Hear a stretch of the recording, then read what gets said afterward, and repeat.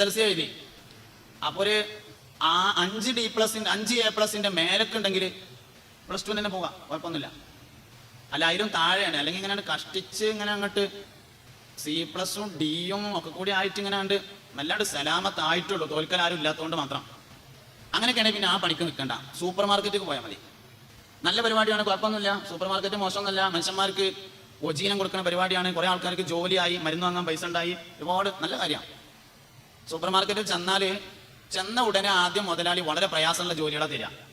അരിഞ്ചാക്ക് അങ്ങോട്ട് എടുത്തേക്കുക, പഞ്ചസാര ചാക്ക് പിടിച്ചു കൊടുക്കുക, ഇങ്ങനെയൊക്കെയുള്ള ജോലികൾ ഇങ്ങനെ കിട്ടും. സബൂറായി നിൽക്കാൻ പറ്റിയാൽ പിന്നെ ഫ്ലോർ മാനേജർ ആക്കും. 1ാം നില ഫുൾ എൻ്റെ ഉത്തരവാദിത്തത്തിലാണ് എന്നാക്കും. അത് വിജയകരമായി പൂർത്തിയാക്കിയാൽ പിന്നെ ഇടയ്ക്കിടക്കൊന്ന് കൗണ്ടറിൽ ഇരുത്തും. ഇതൊന്നോട് ഇരിക്കൊണ്ട് ഞാൻ ഇപ്പോൾ വരട്ടോ, അവിടെ ഇരിക്കാം. അതും വിജയിച്ചാൽ പർച്ചേസിന് പോകുമ്പോൾ കൂടെ കൊണ്ടുപോകും. അതും വിജയിച്ചാൽ മുതലാളി പറയും, അല്ലെങ്കിൽ ഇതൊന്ന് അപ്പുറത്ത് ഇട്ടോ ഞാനും കൂടി തരാം. അങ്ങനെ ഒരു സൂപ്പർ മാർക്കറ്റിന്റെ മുതലാളി ആവാം, കുഴപ്പമില്ല.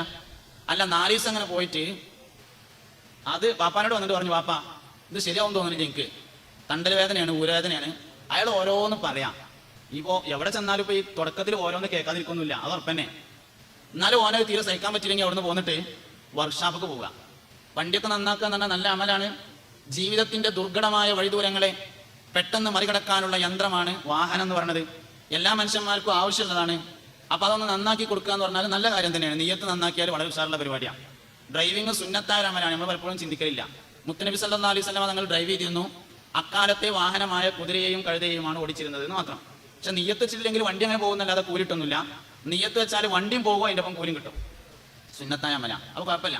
അല്ല അതിങ്ങനെ 2 ദിവസമൊക്കെ പോയി നോക്കി മേത്ത് ഇങ്ങനെ കരിയൊക്കെ ആയപ്പോൾ വാപ്പാനോട് വന്നിട്ട് പറഞ്ഞു, നേരിട്ട് വാപ്പാനോട് പറയാൻ വെച്ച. അപ്പൊ ഉമ്മാനോട് പറഞ്ഞു, നിങ്ങളൊന്ന് വാപ്പാട് പറയും ഇന്നെ കൊണ്ട് അത് വയ്യ എന്ന് പറയുകയാണെങ്കിൽ അടുത്ത പരിപാടി മീൻ കച്ചവടത്തിന് പോകാം, അല്ലെങ്കിൽ ഇറച്ചി കച്ചവടത്തിന് പോകാം. രണ്ടും നല്ല അമലാണ്. മീൻ കച്ചവടം ചെയ്യുന്നവരും ഇറച്ചി കച്ചവടം ചെയ്യുന്നവരും പെരേറ്റാനും കുട്ടികളെ കെട്ടിക്കാനും കടം വരുത്തില്ല എന്നാണ് എൻ്റെ ഒരു പഠനം. നിങ്ങളിനോട് യോജിക്കുന്നുണ്ടോ ഇല്ലയെന്ന് അറിയില്ല.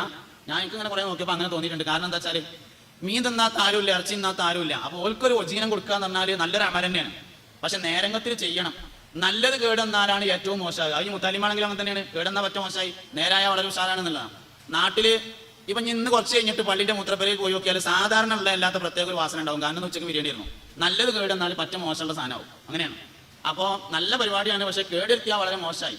ഫോൺ ചെയ്ത് പറയുകയാണെന്ത്, കോഴിപ്പീടിയൊക്കെ ചിക്കൻ കടയൊക്കെ Vismi chicken stall, Thavakkal chicken stall, അങ്ങനെയൊക്കെയാണ് പേര്. വിളിച്ചിട്ടേ, ഹലോ കോഴിപ്പീടിയല്ലേ, ഞാനവിടെ വരുന്നുണ്ട്, വിരുന്നേരുണ്ട്, ഒരു 15 കിലോ കോഴി അവിടെ വെട്ടിയൊക്കെ 5 മിനിറ്റ് കൊണ്ട് ഞാനവിടെ എത്തുന്നു.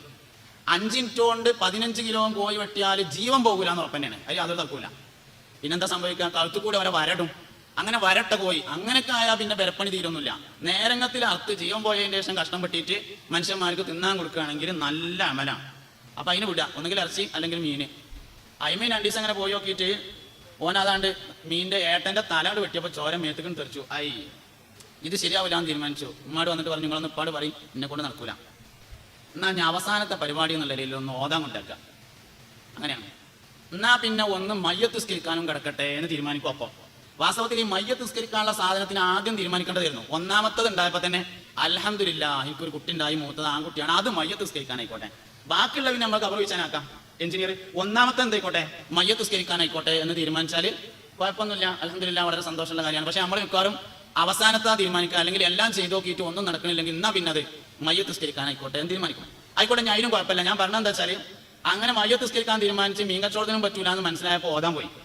ഒരു 3 കൊല്ലം ഇങ്ങനെ ഓതി റമദാൻ മാസത്തിന്റെ ലീവിന് ഇങ്ങനെ നാട്ടിൽ വന്നിട്ട് വെള്ളിയാഴ്ച 2ാമത്തെ വെള്ളിയാഴ്ച 1ാമത്തെ വെള്ളിയാഴ്ച ഖതീബ് പ്രസംഗിക്കും. 2ാമത്തെ വെള്ളിയാഴ്ച ജുമാസ്കാരം കഴിഞ്ഞിട്ട് ഇങ്ങോട്ട് നീച്ചെന്നിട്ട് അങ്ങോട്ട് പറഞ്ഞാണ്ടല്ലോ നാട്ടുകാരൊക്കെ ഇങ്ങനെ അന്തം വിട്ടു നോക്കും. നമ്മൾ അവറാൻകുട്ടിയുടെ മകൻ തന്നെ അല്ലേ ഈ പറയണത്, ഓനൊന്നും ഇങ്ങനെ ആവുന്നു ഒരിക്കലും വിചാരിച്ചതല്ല എന്നാ.